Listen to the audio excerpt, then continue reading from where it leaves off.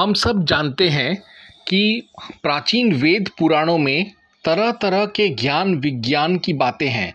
उनमें से एक बात यह है कि सूर्य भी आकाश गंगा का यानी अपने हमारे इस गैलेक्सी का अपने ऑर्बिट में चक्कर काटता है। जी हाँ, हम सब मानते हैं जानते हैं कि पृथ्वी जो है वह सूर्य के इर्द गिर्द अपने ऑर्बिट में चक्कर लगा रही है, लेकिन हमको आज ये पता चला है कि पृथ्वी की तरह सूर्य भी 9 लाख किलोमीटर पर आवर के स्पीड पर स्टार वेगा के चारों तरफ लाइरा कॉन्स्टलेशन में अपने इस पूरे सौरमंडल के साथ अपने ही ऑर्बिट में चक्कर काटता है।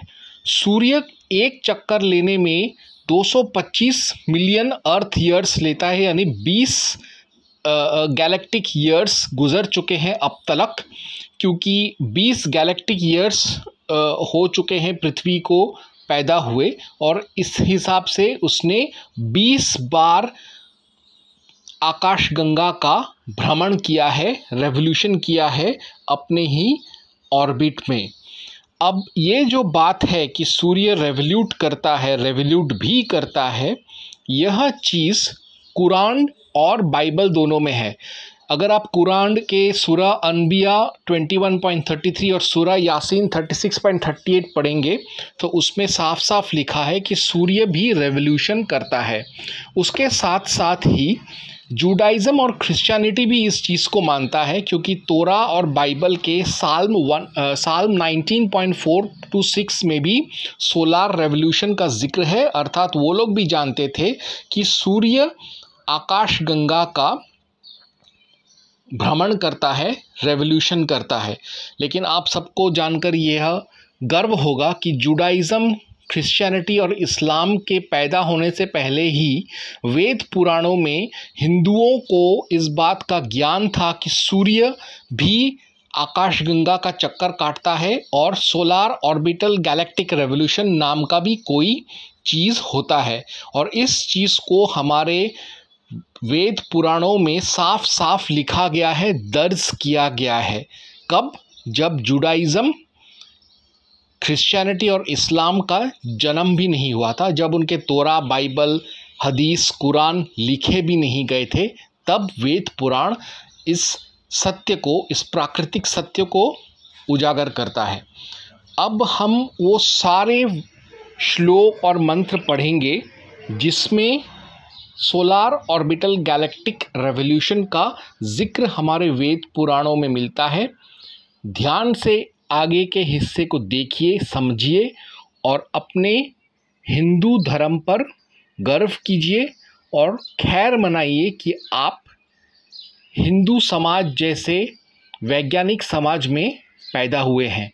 ओम हनुमते नमः, ओम हनुमते नमः, ओम हनुमते नमः।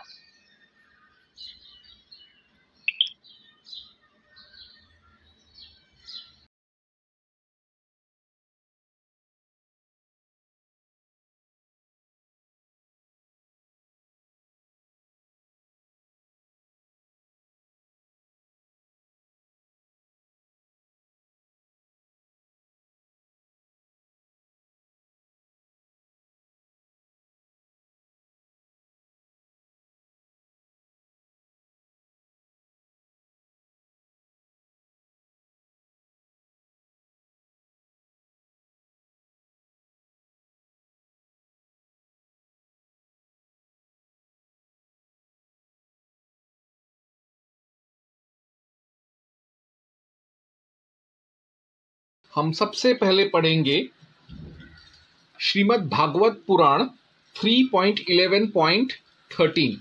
तो पढ़ते हैं श्रीमद् भागवत पुराण 3.11.13। श्लोक कुछ ऐसा है। ग्रहक्षर तारा चक्रस्थः परमाणुवादिना जगत् संवत्सरावसानेन पर्यत्य निमिषो विभुः। इसका अर्थ हुआ, चंद्रमा आदि ग्रह अश्विनी आदि नक्षत्र और समस्त तारामंडल के अधिष्ठाता काल स्वरूप भगवान सूर्य परमाणु से लेकर संवत्सर पर्यंत काल में 12 राशि रूप संपूर्ण भुवन कोश की निरंतर परिक्रमा किया करते हैं। यानी सारे ग्रह, नक्षत्र, अश्विनी नक्षत्र, तारागण, चंद्रमा, सूर्य सब अपने अपने ऑर्बिट्स में रोटेट रेवोल्यूट कर रहे हैं। रोटेशन के साथ साथ रेवोल्यूशन भी हो रहा है, यही अर्थ है। अब हम पढ़ेंगे ऋग्वेद बशकल संहिता 3.5.5,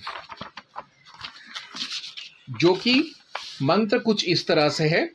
पाति प्रियंग रिपो अग्रंग पदंग वे पादी यह वश्चरणं सूर्यस्य पाति याति नाभा सप्त शीर्षाण मग्नि पाति देवाना मुपमापाद मृष्वः।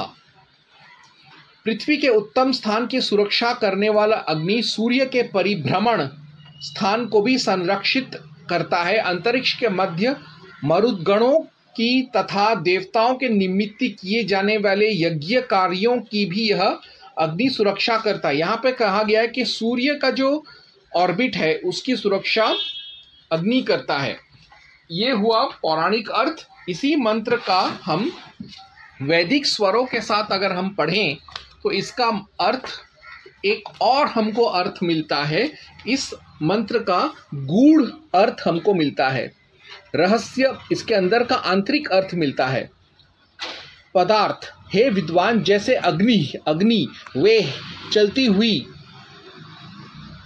रिपह पृथ्वी के, अग्रम ऊपरले, प्रियम प्रिय, पदम प्राप्त होने योग्य स्थान को, पाति प्राप्त होता है, और यह वह बड़ा होता हुआ, सूर्यस्य सूर्य के, चरणम गमन को, पाति प्राप्त होता हुआ, नाभा बीच में, वर्तमान अंतरिक्ष में, सप्त शीर्षाणम 7 प्रकार की शिररूप किरणें जिसमें विद्यमान उस सूर्य मंडल को, पाति प्राप्त होता हुआ, ऋषवः प्राप्ति करने वाला होता हुआ, देवानाम दिव्य विद्वानों के, उपपादम उस व्यवहार को जो उपमा दिलाता है, पाति प्राप्त होता है वैसे तुम हो। भावार्थ, हे विद्वान, जैसे वहनी चाले वाले वहत्री पृथ्वी आदि लोकों की रक्षा और प्रकाश के निमित्त से उनकी रक्षा करने वाला वर्तमान होता है, वैसे सब की रक्षा करने वाला हो। इसमें विद्वान और क्षत्रियों और राजन्यों के लिए गूढ़ राजनयिक अर्थ है। लेकिन अगर हम इसका अर्थ निकालें पौराणिकों के हिसाब से, तो सूर्य के परिभ्रमण यानी सूर्य के चारों तरफ घूमना या सूर्य के ऑर्बिट के बारे में हमको प्रत्यक्ष प्रमाण मिलता है। ओम हनुमंताय नमः।